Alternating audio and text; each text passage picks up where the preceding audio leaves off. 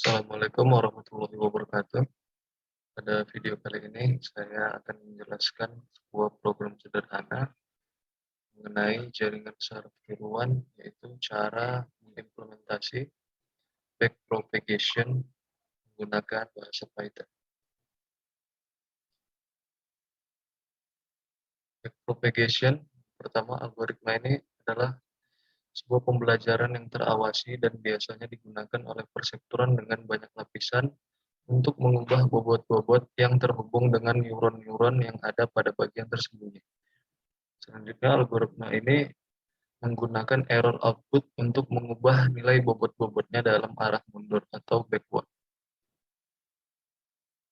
Langkah-langkah cara kerja dari algoritma backpropagation. Yang pertama dimulai dengan lapisan input. Hitung output dari setiap elemen pemroses melalui lapisan input. Yang kedua, menghitung error pada lapisan output yang merupakan selisih antara data aktual dan target. Yang ketiga, transformasikan error tersebut pada bagian yang sesuai di sisi input elemen pemroses. Selanjutnya, propagasi atau backpropagation error pada output setiap elemen pemroses ke error yang terdapat pada input. Ulangi proses ini sampai input tercapai. Selanjutnya, ubah seluruh bobot dengan menggunakan kesalahan pada sisi elemen input dan elemen output pemroses yang terhubung.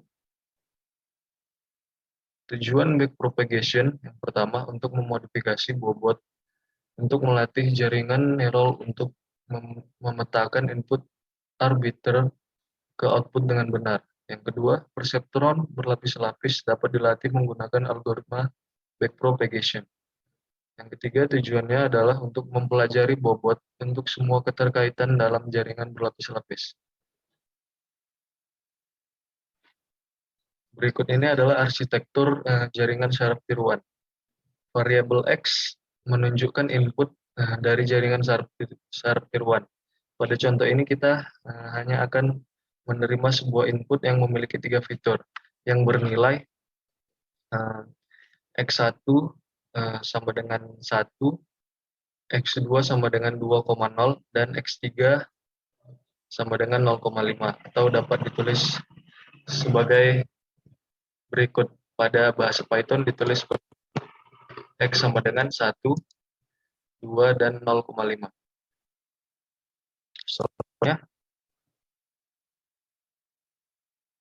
Selanjutnya untuk bobot jaringan, jika diperhatikan terdapat 6 bobot W yang menghubungkan neuron input dengan neuron output.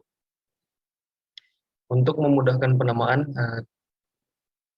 kita simbolkan WIJ, berarti bobot yang menghubungkan neuron input nomor I ke neuron output nomor J.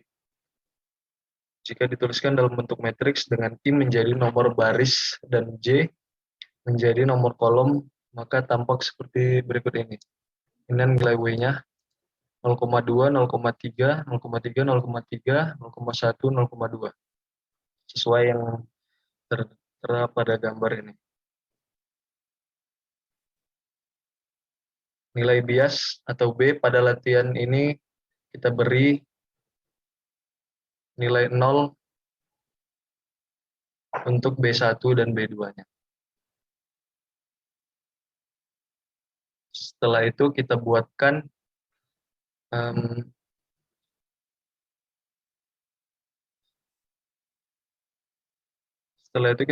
variabel T yang merupakan label atau target asli dari data dengan nilai T1 sama dengan 0 dan T2-nya sama dengan 1. Nantinya hasil prediksi Y dari model akan dibandingkan dengan variabel ini. Nah, di sini langkah pertamanya itu pada saat forward propagation adalah menghitung nilai Z. Perhitungan untuk masing-masing nilai Z adalah sebagai berikut ini. Dari rumus ini bisa dilihat proses mencari nilai Z bisa dilakukan menggunakan perkalian matriks seperti berikut ini, atau dalam Python dapat dilakukan menggunakan operasi perkalian dengan NumPy. Nah, NumPy di sini merupakan singkatan dari numerical Python. NumPy merupakan salah satu library Python yang berfungsi untuk proses komputasi numerik.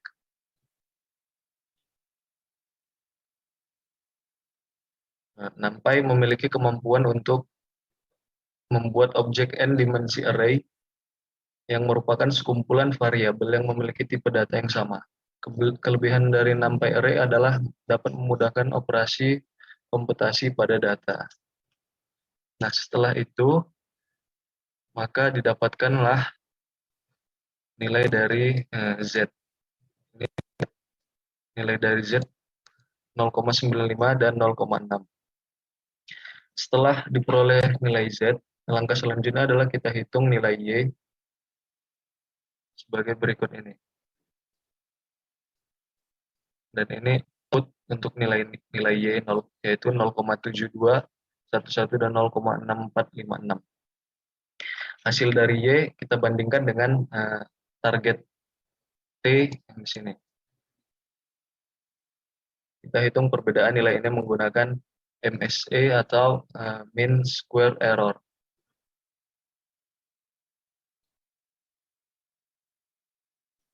Nah, di sini ada rumus untuk menghitung error atau MSE.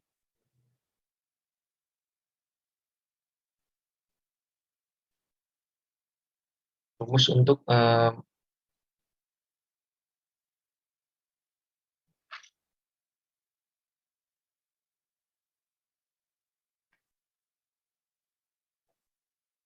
setelah didapat nilai errornya yaitu 0,3227, selanjutnya masuk ke tahap back propagation.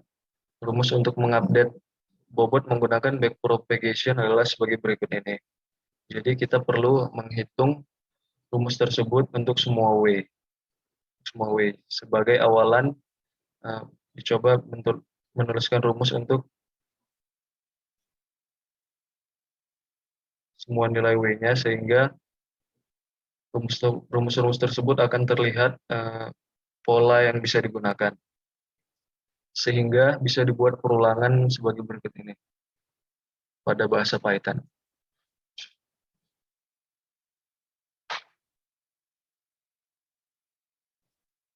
Dengan cara yang sama kita bisa adaptasi perulangan tersebut untuk menghitung update dari bias dan hanya ada satu bias untuk satu neuron output sehingga tidak perlu ada iterasi R. Setelah dua sintaks di atas dijalankan, maka nilai bobot W dan B akan sudah diupdate berdasarkan error yang muncul.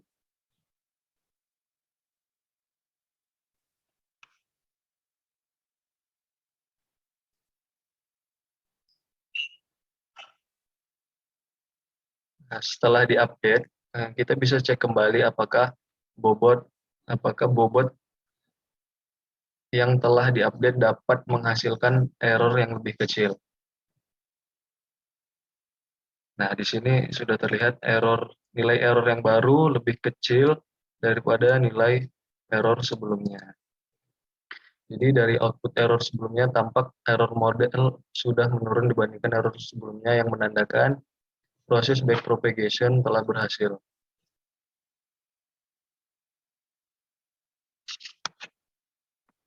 Terima kasih. Mungkin hanya itu yang dapat saya sampaikan.